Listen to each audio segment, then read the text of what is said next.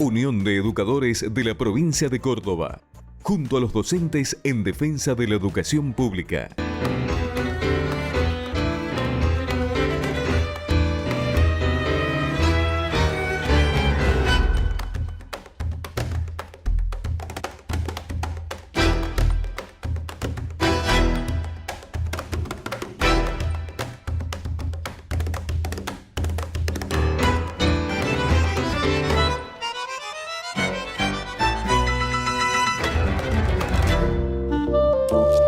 Muy bienvenidos a una nueva edición de Principio Activo Salud y Sociedad. Hoy vamos a hablar de soberanía alimentaria y agroecología como derechos garantizados en la Constitución, pero también como derechos humanos, con el abogado Marco Filardi y Darío Ávila.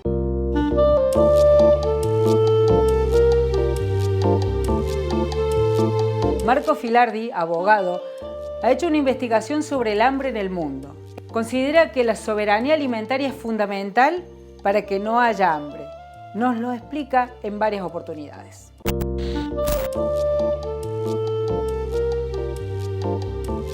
Bueno, en primer lugar, el derecho a la alimentación adecuada es un derecho humano que nosotros tenemos reconocidos en nuestra propia Constitución Nacional.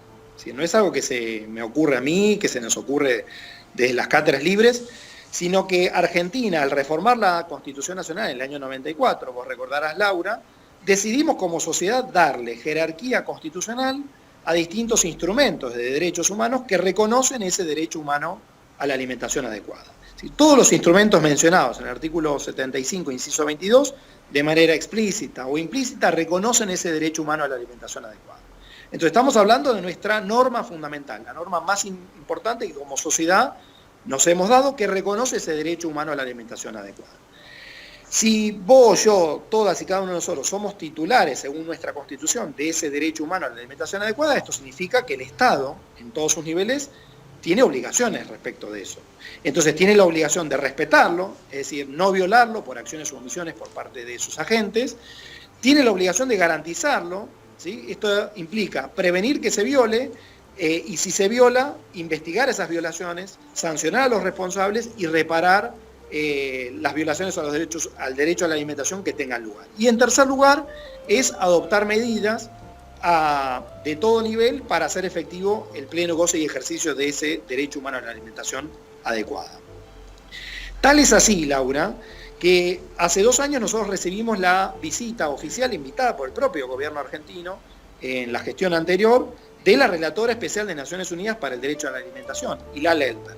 Y ella, tras concluir su visita oficial, hizo un informe a la Argentina donde básicamente dijo que el derecho a la alimentación adecuada en nuestro país estaba siendo violado en sus 4 componentes, que son la disponibilidad, que haya alimentos suficientes para atender a todas las necesidades alimentarias, la accesibilidad física, la accesibilidad económica, la adecuación, es decir, tanto cuantitativa, cualitativa como cultural, y finalmente la sustentabilidad. Es decir, esas 4 dimensiones fundamentales de este derecho humano que tenemos reconocida en la propia Constitución, en nuestro país está siendo vulnerada, está siendo violado. ¿Fruto de qué? De este modelo agroindustrial dominante que supimos conseguir.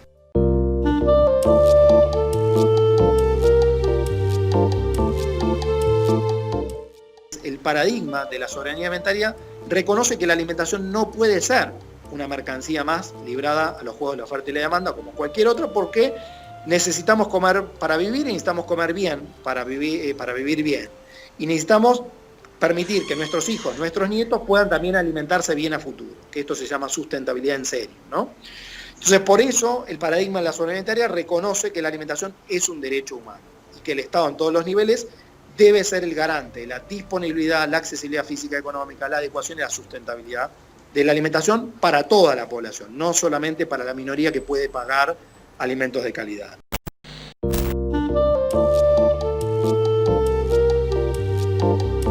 Darío Ávila, abogado ambientalista, reconocido por su amplia trayectoria en la defensa de los derechos ambientales y sociales. Con él abordamos modelos de desarrollo y sociedad.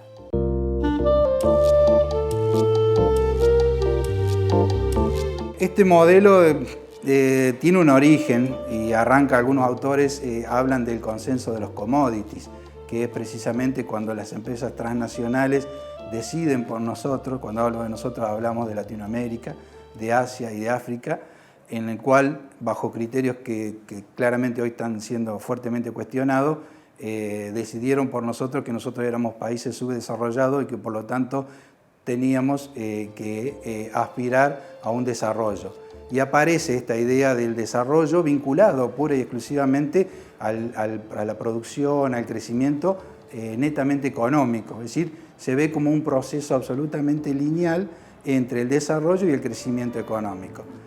El problema es que estos programas, que son precisamente creados y concertados por estas empresas transnacionales para los países en vía de desarrollo, son programas que se generan en forma vertical, es decir, sin ningún tipo de participación de las organizaciones y de las poblaciones y de los afectados, y que por lo tanto ese es uno de los principales cuestionamientos. Y hoy por hoy estamos viendo que, según algunos autores, entre ellos Maristela Svampa, define este modelo de desarrollo como modelo de mal desarrollo precisamente, porque en realidad lo que hoy estamos viendo, que a raíz de ese crecimiento exponencial, de ese desarrollo económico sin límite, actuando, digamos, apropiándonos de la naturaleza y comportándonos como ella, como si fuera una verdadera mercancía, está generando y está produciendo impacto, no solamente a nivel social, sino también a nivel ambiental.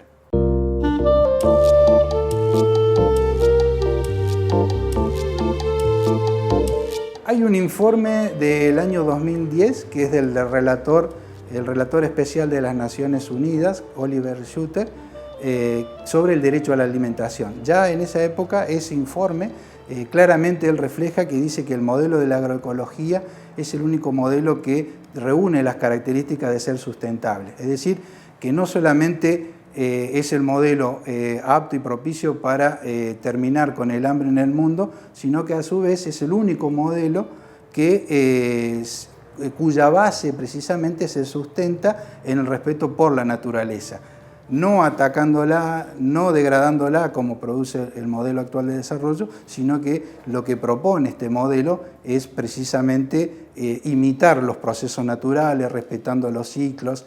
Es decir, claramente este informe destaca que la agroecología debe ser precisamente el modelo a seguir en el futuro, y desde Latinoamérica están apareciendo propuestas también en contra de este modelo de desarrollo y que vienen de la mano desde la mirada de la cosmovisión de los pueblos originarios, hablando del buen vivir, y también de propuestas ecofeministas también claramente, que centralizan precisamente el desarrollo en el ser humano, en la persona y el respeto a la naturaleza, pero haciendo más hincapié en el biocentrismo, es decir, en los derechos de la naturaleza principalmente.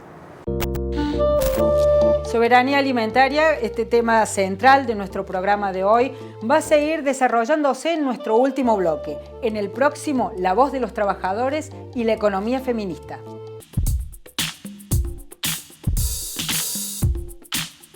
Unión de Educadores de la Provincia de Córdoba, junto a los docentes en defensa de la educación pública. Obra social del personal de la industria gráfica de la provincia de Córdoba. Defendemos el sistema solidario de atención de la salud. La salud es un derecho, no un negocio.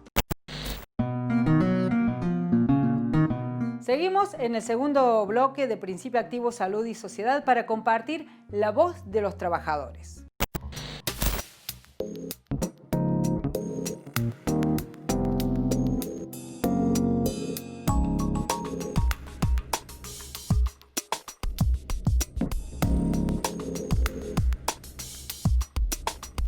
Para poder hablar de ESI y aislamiento obligatorio, aislamiento social obligatorio, en realidad lo que tenemos que decir es que a partir de que arrancó la cuarentena, las docentes de todo el país se han puesto sobre los hombros la garantía de la educación.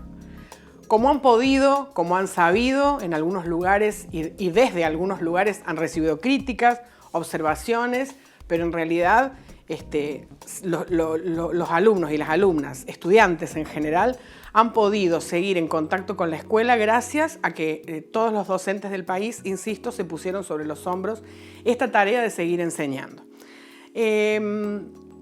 La selección de contenidos para esta enseñanza quizás ha sido un poco más complicada, porque cuando uno está de manera presencial siempre tiene la posibilidad en lo cotidiano de retomar lo que ha quedado pendiente el día anterior y afianzarlo, profundizarlo, revisarlo. Y acá, como los tiempos de la virtualidad son absolutamente diferentes, eso no ha sido de esa manera, no ha sido posible. También quizás ha complicado un poco algunas otras materias o algunos otros contenidos que para el común de las familias no se consideran como fundamentales. Y uno de esos contenidos son los contenidos de ESI. A pesar de eso, se ha seguido trabajando con algunos contenidos, pero se ha cortado esta idea de seguir profundizando cada vez más el tema de la educación sexual integral. Nosotros creemos que trabajar ESI siempre es absolutamente fundamental. Ya lo hemos dicho en muchas oportunidades, trabajar educación sexual integral ayuda no solo a cuestiones que tienen que ver con lo biológico, como prevenir enfermedades de transmisión sexual o prevenir embarazos o aprender los derechos que uno tiene a estar sano, sino que además ayuda a prevenir violencias, ayuda a construir vínculos saludables, ayuda a que haya menos discriminaciones, a que podamos identificar desigualdades, etcétera, etcétera, etcétera.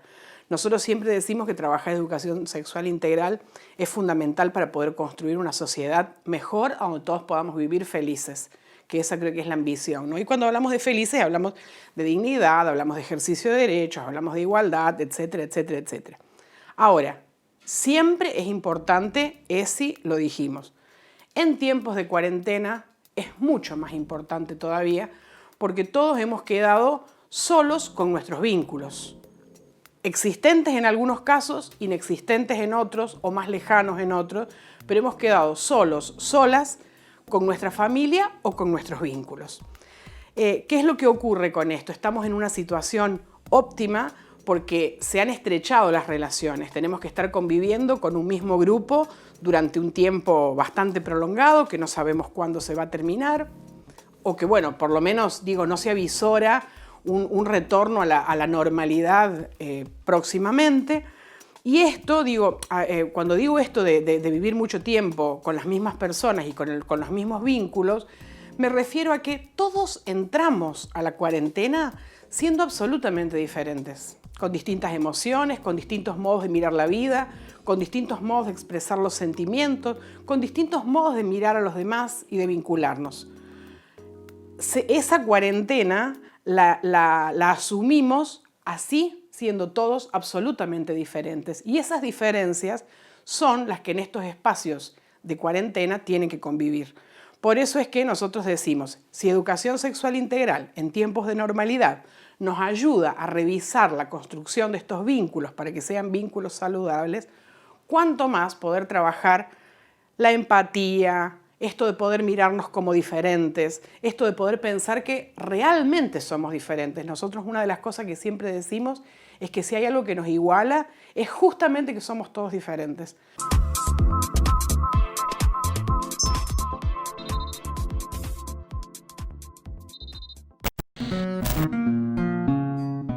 La economía feminista en la voz de Melissa Luc, como todos los domingos. Hola a todos y a todas. Bueno, hoy quiero dar el cierre de las leyes de cupo, estas leyes que venimos debatiendo en las últimas semanas y que básicamente lo que vienen a hacer es a erradicar los estereotipos sobre los individuos según el sexo biológico con el que nacemos, según cómo nos sentimos y quiénes nos gustan. Lo que la economía feminista va a venir a decir entonces es que lo primero que necesitamos saber es qué porcentaje de la población laboral es hombre heterosexual heteronormativo, qué porcentaje es mujer heterosexual heteronormativo y qué porcentaje está por fuera de todas esas estructuras. ¿Para qué? Para poder determinar las leyes de cupo y así asegurar que todos tengamos acceso a los mercados laborales y que tengamos igualdad de oportunidades entre individuos. Pero la economía feminista no se va a quedar ahí. Lo que la economía feminista va a venir a decir también es que las leyes de cupo, en el caso de las mujeres, que ya hay muchas implementadas hace muchos años en Argentina y en el mundo, han demostrado que al existir y al durar muchos años y asegurarse que se cumplan esas leyes de cupo, se ha logrado realmente erradicar muchísimos estereotipos sobre la mujer y hemos podido conquistar muchísimos derechos. Por lo tanto, es muy necesario hacer exactamente lo mismo con el colectivo, que se determinen las leyes de cupo, que se cumplan y que existan durante muchos años. Obviamente que la economía feminista es consciente de que esto no debería existir. Claro que no debería existir, pero estamos lejos de vivir en una sociedad igualitaria en donde realmente el mercado laboral no nos discrimine por el sexo que nacemos o por quiénes nos gustan o por cómo nos sentimos. Por último, me quiero detener un poco en la economía feminista. Dentro de la economía feminista hay muchas discusiones de cómo erradicar los estereotipos que existen sobre los individuos según el sexo biológico, pero estamos todos de acuerdo que existen esos estereotipos y que generan mecanismos discriminatorios. Pero discutimos mucho en el cómo. ¿Y por qué les cuento esto? Amaya Pérez Orozco, una economista feminista muy reconocida a nivel mundial, lo que vino a plantear es que en realidad dentro de la economía feminista existen economistas feministas más integracionistas y existen otras que son más radicales. La diferencia entre estas dos es que las integracionistas van a venir a decir que dentro del sistema capitalista y con este tipo de leyes o con leyes como las guarderías o las licencias, podemos lograr la igualdad de oportunidades entre individuos. En cambio, las economistas feministas más radicales en realidad van a venir a decir que dentro del sistema capitalista es imposible que exista igualdad de oportunidades entre individuos y que por lo tanto, para realmente erradicar los estereotipos, debemos derrocar al sistema capitalista.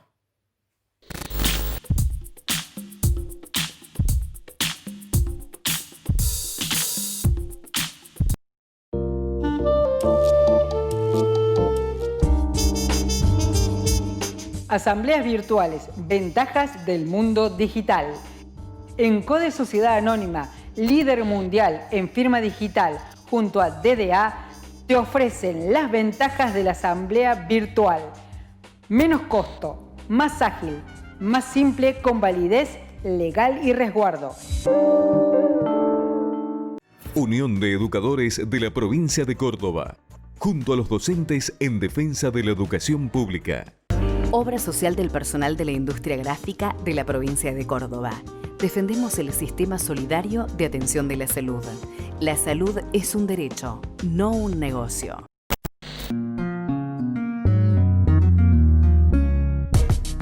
En nuestro tercer bloque seguiremos hablando con Marco Filardi y Darío Ávila de soberanía alimentaria y agroecología.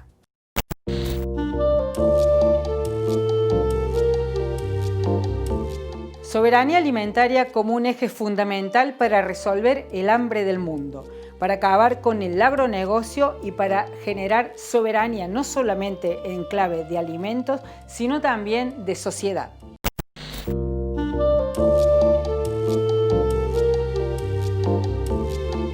Para nosotros la soberanía alimentaria es un verdadero paradigma, antitético, contrapuesto y superador de esto que se llama modelo agroindustrial dominante o hegemónico.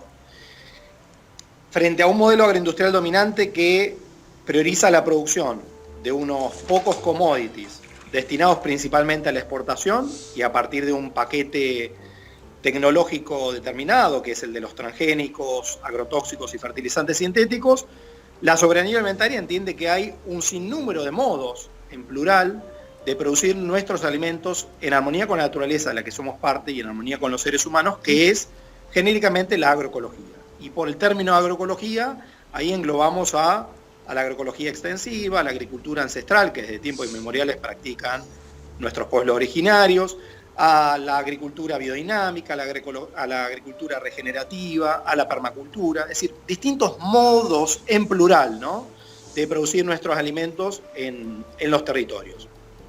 Al mismo tiempo, la finalidad esencial desde el paradigma de la soberanía alimentaria de la agricultura es justamente producir alimentos sanos, seguros y soberanos, no tanto para la exportación, sino priorizando en primer lugar la atención de las necesidades alimentarias locales. Entonces, la finalidad de nuestro modelo alimentario debiera ser prioritariamente garantizar el ejercicio del derecho a la alimentación de los 45 millones de habitantes que somos y si generamos un excedente, ese excedente poder compartirlo con otros pueblos, con otros mercados. Entonces, ahí hay una diferencia como radical, ¿no? Y hay un cuestionamiento muy frontal desde el paradigma de la soberanía alimentaria a este paquete tecnológico que se demuestra violatorio a nuestros derechos humanos en los territorios, ¿no? Recordemos un país como Argentina, que es el tercer país productor mundial de transgénicos, 61 eventos transgénicos aprobados al día de hoy, el 100% de nuestra soja es transgénica, el 96% del maíz es transgénico, el 100% del algodón, una alfalfa tolerante al glifosato, 2 papas resistentes a virosis, un cártamo con expresión de quimosina, con un uso de más de 525 millones de litros de agrotóxicos por año en nuestro país, siendo el país que más usa agrotóxicos por año por persona en el mundo. Y esto con devastadoras consecuencias en los territorios, ¿no? Destrucción de bosques, selvas y humedales para darle lugar al monocultivo, desplazamiento de otros cultivos, que efectivamente integran nuestra canasta básica y que entonces se hacen menos disponibles y más caros, particularmente para los sectores populares. Al mismo tiempo, el desplazamiento de la ganadería bovina a pasto para encerrarlas en feedlots, en los engordes a corral. Las enfermedades asociadas a la exposición ambiental aguda y crónica a los agrotóxicos, aumento de los cánceres, enfermedades neurodegenerativas, enfermedades del sistema endocrino, trastornos respiratorios, malformaciones, abortos espontáneos, trastornos de fertilidad, tanto en el campo como en la ciudad, porque esos agrotóxicos nos llegan a todas y todos a través del agua que bebemos, del aire que respiramos, de los alimentos que comemos.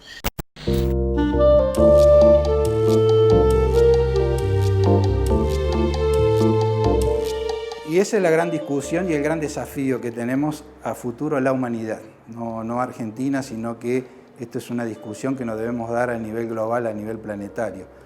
Si hay algo que el modelo de los commodities ha podido mostrar precisamente es esto, de haber promovido un desarrollo y un crecimiento económico en los países que tienen una matriz fuertemente extractiva, como en nuestro caso, basado en el monocultivo de soja, megaminería y actualmente con el fracking también.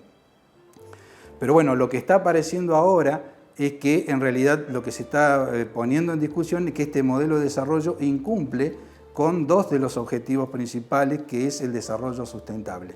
Es decir, a partir de 1987, la Comisión Mundial de Medio Ambiente y Desarrollo incorpora este concepto de desarrollo sustentable para precisamente establecer algún tipo de límite a este crecimiento económico desmedido.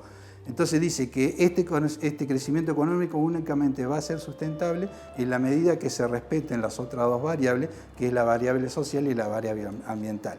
Es decir, en la medida en que que ese crecimiento no sea degradando el ambiente, sino respetándolo al mismo. Ese es el gran desafío. Cada vez hay más científicos que avalan a la agroecología como ciencia también y como saber que permiten de alguna forma pensar en una transición exitosa. Hay experiencias exitosas a nivel mundial. Nosotros en Argentina, por ejemplo, la FAO ha reconocido el establecimiento de la Aurora en Coronel Suárez, provincia de Buenos Aires, como uno de los emprendimientos de desarrollo extensivo bajo el modelo agroecológico. Es decir, que es posible, es factible y bueno, eso me parece que es parte del desafío que se nos viene.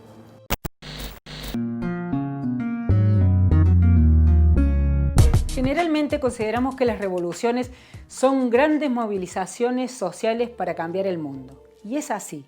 Pero también son procesos que pueden empezar en distintos lugares. La revolución puede empezar en un plato, en tu mesa, a la hora de decidir qué comemos y cómo comemos. La alimentación consciente de saber qué elegimos para comer, no solo en el valor nutricional de lo que vamos a ingerir, sino de dónde proviene ese alimento. ¿Es un alimento o es un producto? Si es un alimento generado, producido en clave de agroecología, seguramente estaremos colaborando y ayudando a empujar las metas, los objetivos de esta forma de producción justa que beneficia a los productores, a los consumidores, en clave de respeto al trabajo y a la tierra. Si elegimos productos hiperprocesados, elegiremos seguir engordando a aquellos poderes económicos concentrados que no les importa rifar la salud de una sociedad para hacer negocios. Es fundamental el rol del Estado y las políticas públicas, desde el etiquetado hasta la posibilidad de controlar qué están vendiendo como producto en vez de como alimento. Pero para eso también es necesario saber qué queremos demandar, cómo queremos alimentarnos. Esa es una decisión individual, pero también colectiva. Cómo nos alimentamos también tiene que ver con en qué sociedad queremos vivir. Comer sano, seguro y soberano es un derecho humano. Pidamos por él.